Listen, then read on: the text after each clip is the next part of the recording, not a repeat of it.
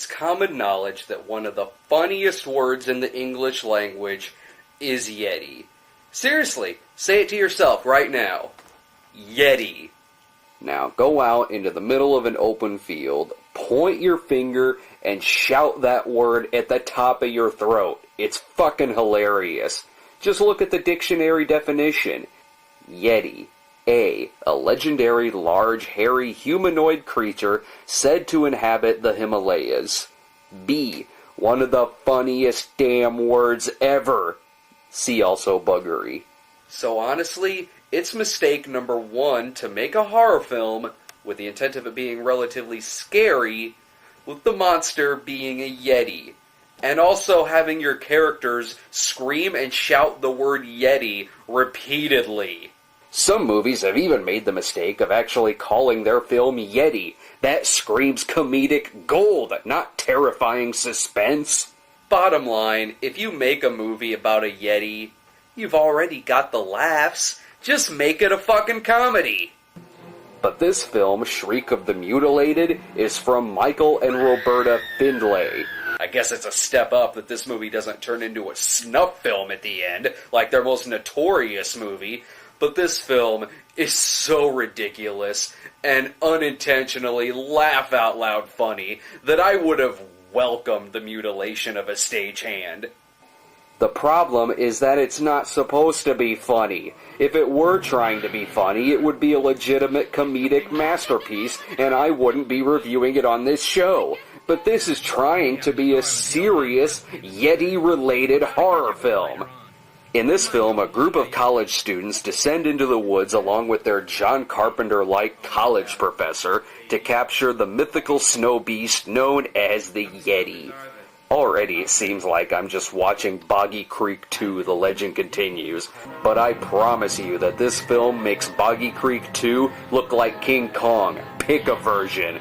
First off, we get to see plenty of the students' social life at this party montage. Apparently all the rage in the 1970s was popcorn parties. The opening credits promised us the bubblegum pop hit song Popcorn to be played in the movie. I'm guessing it was to be played in this party scene, but was covered up for rights issues. Well, that's what I'm here for.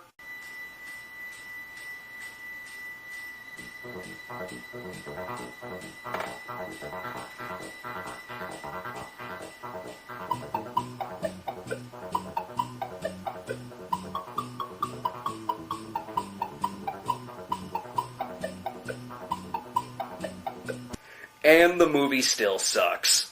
There's this ridiculous diversion into I don't know what when the awkward party buzzkill couple shows up and the guy descends into his Nam flashback style recollection of his encounter with the Yeti.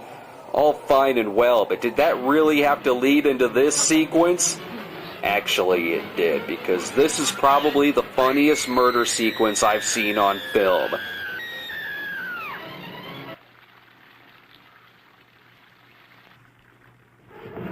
That's right, she's so intent on getting in the last word that she's pushing the toaster along with her. And yes, there is a payoff to this scene. Whoa. And we haven't even gotten to the Yeti yet.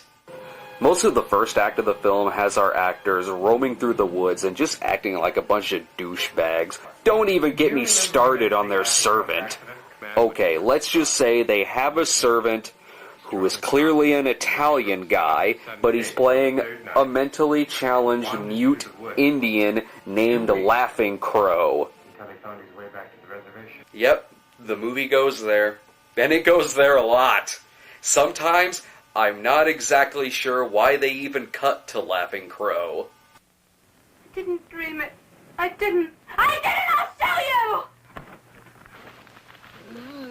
But there's a lot of camera angles and editing I question in the movie. Sometimes it doesn't even seem like they even bother shooting the other actor. They just record a bad voiceover.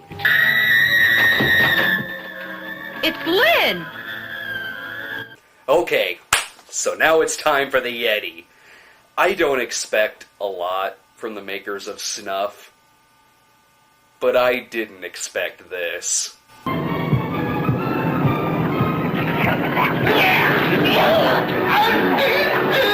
I don't even expect to see this at a college costume party. Okay, so we've established the Yeti. Now we can establish that he starts killing off the college students one by one. Maybe the Yeti is just misunderstood. Maybe he just needs a simple love theme like in Legend of Boggy Creek.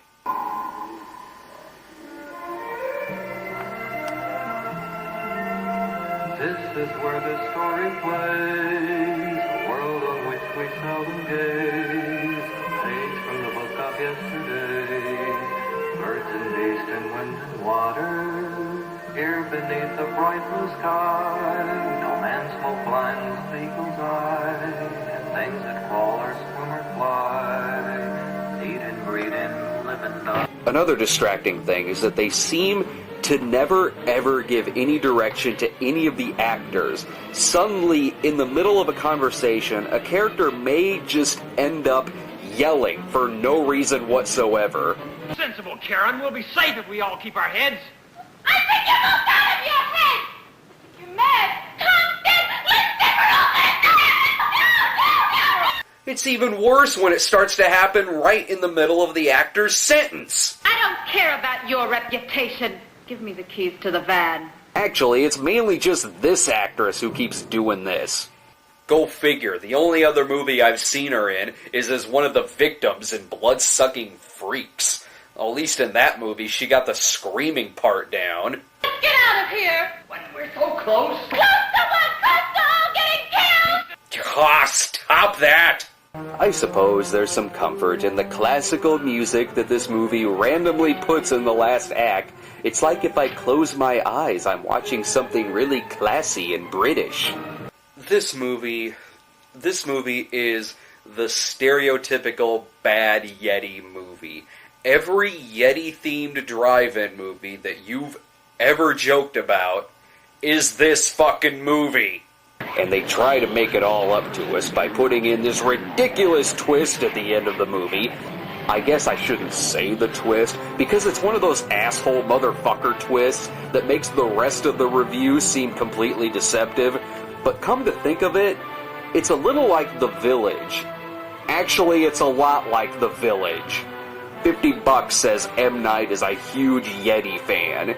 Well, in this particular case, they do kinda ruin the twist in the movie's opening scene.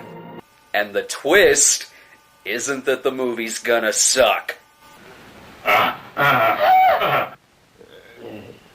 Oh, you must be laughing, Crow.